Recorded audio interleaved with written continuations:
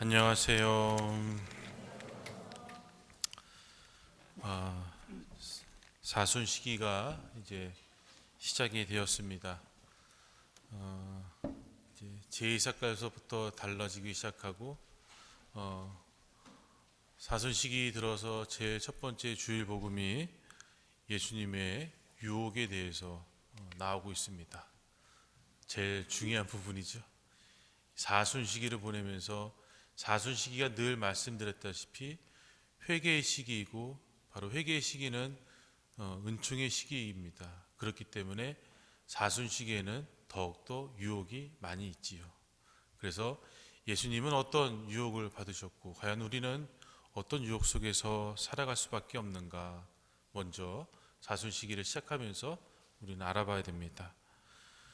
오늘 복음에서 예수님께서 유혹을 받으시는데 우리들은 흔히 이런 생각을 갖고 있어요. 그냥 자연스럽게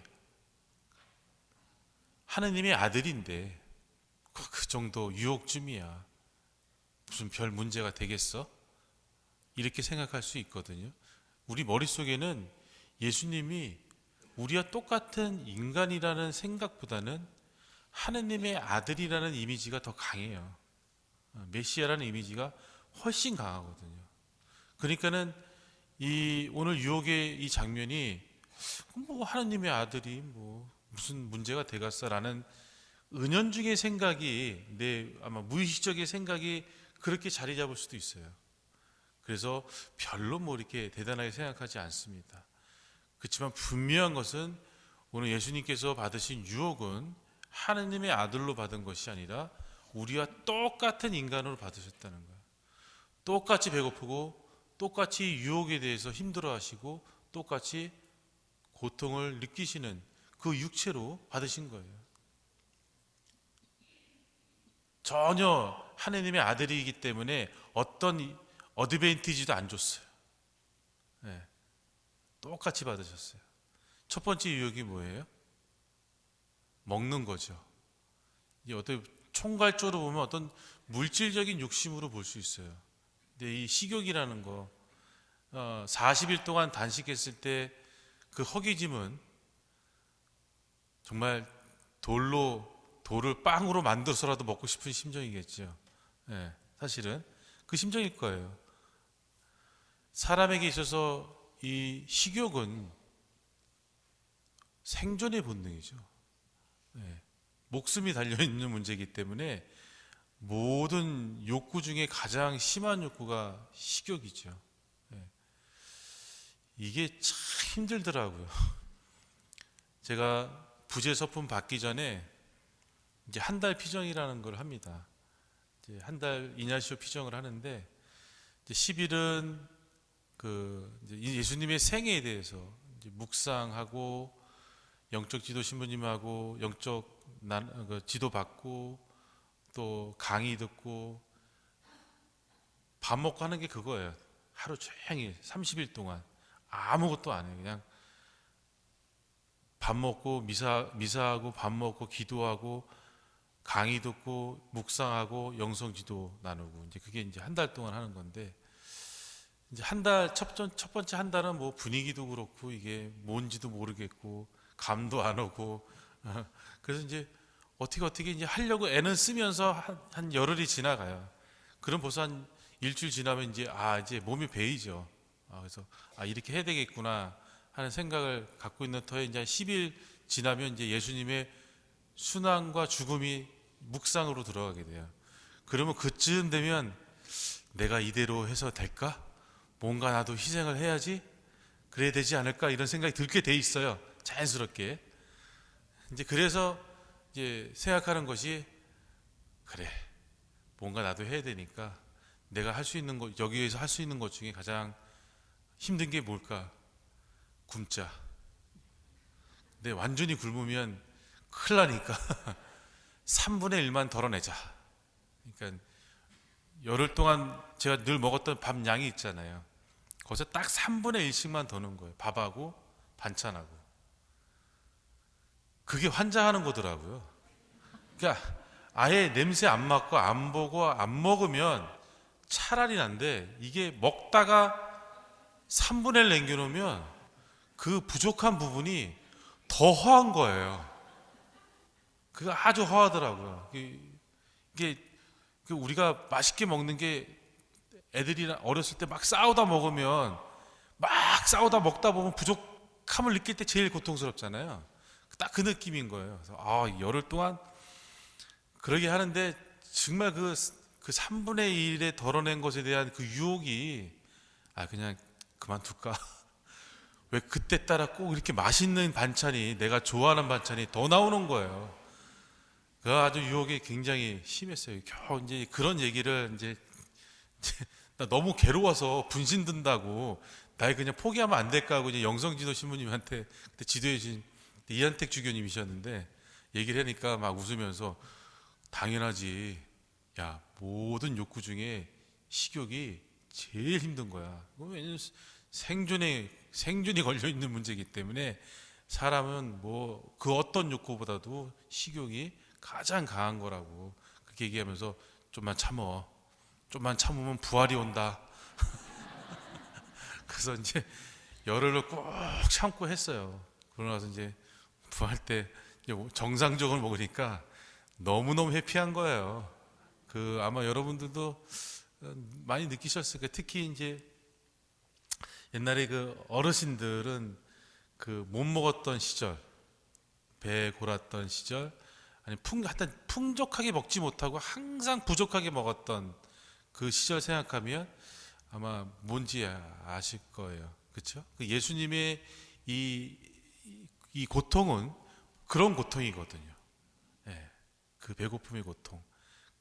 거기서 오는 그 먹는 것에 대한 유혹이 얼마나 강렬한지, 저는 이제 그때 저도 묵상했잖아요. 이 부분을 이제 보면서 그래 이게 이렇게 힘든 거구나 하는 걸. 저는 굶은 세대가 아니거든요. 저는 어려서부터 먹는 거에 대해서는 아쉬움이 없이 먹고 자란 세대이기 때문에 그걸 몰랐어요. 어머니 그냥 굶으면 큰일 나는 줄 알고 우리 어머니는 또 먹는 거는 잘 챙겨주셨거든요. 딴 건 몰라도 먹는 건 잘 먹어야 된다 그래서 하여튼 먹는 건 잘 챙겨주셨던데 하여튼 그때 처음이에요. 제가 태어나서 머리털 나고 뭘 이렇게 안 먹으려고 덜어낸 건 그때가 처음이에요. 그러니까 그거 되게 힘들더라고요. 아주 힘들었어요. 근데 그래서 이제 예수님의 그 고통이 어떤 것인지 조금이나마 느낄 수 있었던 거죠. 그런 고통을 예수님께서는 받으셨던 거예요. 그런 유혹을 받으신 거죠. 제가 이제 예수님의 고통이 얼마나 힘든지 여러분들이 리마인드 시켜드리기 위해서 자꾸 이렇게 얘기하는 거예요. 두 번째는 뭐예요? 성전 위에서 뛰어내려 보라. 그래서 멋있게 떨어지면 어떻게 돼요? 멋있잖아요. 명예욕이에요, 명예욕. 명예욕. 다른 사람들한테 인정받고 싶은 명예욕. 굉장히 강한 거죠. 특히 남자들 더 심하죠. 이 자존심에 스크래치 가면 어떻게 돼요? 엄청 화가 나잖아요. 그런 겁니다. 세 번째는 뭐예요? 내 앞에 무릎 꿇고 절하면 이 세상에 다 주겠다. 권력욕이죠, 권력욕. 지 것도 아닌데 악마가 마치 지 거인 것처럼 까불어요 또. 하여튼 이 권력욕 안 잡아본 사람들은 모르지만 한 번 잡아본 사람들은 절대 안 놓는다며요. 이게 부자지간에도 싸우는 거라고. 그만큼 이 권력욕도 굉장히 심한 거죠. 이런 인간이 갖고 있는 가장 큰 욕심 중에 대표적인 것을 예수님께서는 겪으신 거예요. 그것을 이겨내신 거죠. 그러고 나서 어떻게 됐어요? 악마가 물러나고 천사들이 와서 시중을 들었다라고 복음서는 말하고 있어요. 굉장히 중요한 거예요. 악마가 물러나고 천사가 와서 그 다음부터 시중을 들었다. 굉장히 중요한 우리 신앙인의 모습이, 우리가 어떻게 살아야만 하느님의 은총을 받을 수 있는지를 잘 알려주는 부분입니다. 그럼 오늘 살아가는 우리들에게 있어서 가장 힘들게 다가오는 유혹은 무엇인가? 각자 여러분도 아마 다 다를 거예요. 다 유혹이, 누구는 저처럼 먹는 거 이거에 대한 유혹이 강할 수 있는 사람도 있고 여러 가지 있지요. 근데 신앙인으로서 살아가면서 가장 겪게 될 유혹이 무엇일까? 가장 애매하게 유혹을 받으면서 조금씩 나를 갉아먹는 게 뭘까? 합리화가 아닌가 싶어요. 합리화. 우리는 어차피 세상에서 삶을 살아가게 되어 있어요. 근데 세상 사람들은 아무런 죄의식 없이, 아무런 문제의식 없이 그냥 하는 일들이지만 신앙인이기 때문에 걸리는 문제들이 있어요. 제가 일일이 찍지 않아도 아마 여러분들 각자가 겪고 있는 문제일 거예요. 그래서 갈등을 겪게 되죠. 내가 신앙인인데 이것을 해야 되냐? 말아야 되냐? 하면 여러 가지로 나에게 이득이 있는데 신앙인이기 때문에 안 하면 나에게 불편함이 주어져요. 그럴 때 우리는 심한 갈등을 겪지요. 처음에는. 근데 시간이 지나서 조금씩 나 자신을 합리화시키기 시작합니다. 나도 세상에서 먹고 살아야 되는데 하느님이 이 정도는 이해해 주시겠지. 그러고 나서 좀 꺼림직하거든요. 그럼 고해성사 한번 봐요. 그 다음에는 또 좀 걸리적거리긴 한데 에이, 이 정도는 하느님이 이해해 주실 거야. 나도 먹고 살아야 되는데 해요. 그래서 조금은 양심이 남아 있어서 걸리적거리거든요. 고해성사 해요. 그 다음에 내가 왜 자꾸 이런 것 때문에 이런 고민을 겪어야 되지? 내가 세상 속에 살아가는데 이 정도는 이해해 주셔야 되는 거 아니야? 이해해 줘야만 돼. 그리고 이건 죄 아닐 거야. 이제 합리화 시켜요. 합리화가 이제 정당화되죠. 그래서 이제 그다음부터는 아무런 문제 의식 없이 그냥 딱 해요. 고해성사도 안 봐요. 이건 뭐 성사거리도 아니야. 조금씩 나도 모르게 나 자신을 갉아먹는 게 그게 가장 큰 유혹이 아닌가 싶어요. 뭐 죽이지 마라, 뭐 도둑질 하지 마라, 뭐 하지 마라. 이런 것들은 그냥 다 드러나잖아요. 이거는 뭐 기본적인 양심만 있으면 내가 방어해낼 수가 있거든요. 근데 애매한 것들이 있어요. 그런 것들이 나를 조금씩 갉아먹는다. 결국은 나를 잡아뜨리죠. 그것이 아마 우리 신앙인들이 겪게 되는 가장 큰 유혹이 아닌가 싶습니다. 우리가 자존시기를 시작하면서 우리 각자가 어떤 유혹을 받아왔는지, 그리고 그러한 유혹들을 내가 어떻게 대처했는지 우리 각자가 스스로 반성해야 됩니다. 제가 진단해 줄 수도 없어요. 여러분들 각자가 혹시 내가 이렇게 합리화하면서 그냥 쉽게 세상적인 것들과 타협하지 않았는지 한번 뒤돌아봐야 됩니다.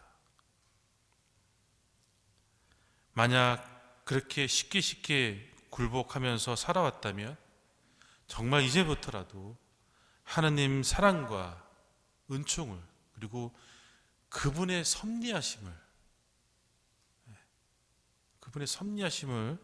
우리가 믿고 이런 유혹들을 이겨낼 수 있는 힘을 주님께 갈구해야 됩니다. 기도하시고 힘을 달라고 기도하셔야 됩니다. 그럴 때 악마가 물러나고 천사들이 우리에게 와서 우리를 도와주시는 거예요.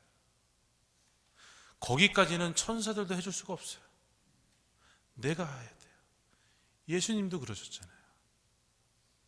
그 모든 유혹을 이겨낼 때야 비로소 천사가 다가온다는 거, 굉장히 중요한 부분입니다. 그래서 온전히 우리가 이겨낼 수 있도록 내가 노력해야 되는데, 다만 하느님의 도우심을 청하는 그런 기도는 분명히 하면서 우리가 이겨낼 때 종국에는 우리도 예수님처럼 이겨낼 수 있다.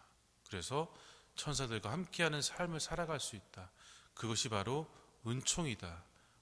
바로 그런 은총이 우리에게 주어지는 사순시기가 우리가 시작되었음을 우리가 잊지 마시고, 사순시기를 그냥 막 보낼 것이 아니라 정말 내 신앙의 근본적인 문제, 내가 어떻게 살아왔는지 다시 한번 뒤돌아보고 점검해보고, 그래서 은총의 시기가 될 수 있도록, 악마는 물러나고 천사가 우리와 함께할 수 있도록 여러분들 노력해서, 물론 하느님의 도움을 청하는 기도를 바치면서 노력해서 우리가 나아갈 수 있는 그런 소중한 시기가 될 수 있도록 노력하면 좋겠습니다.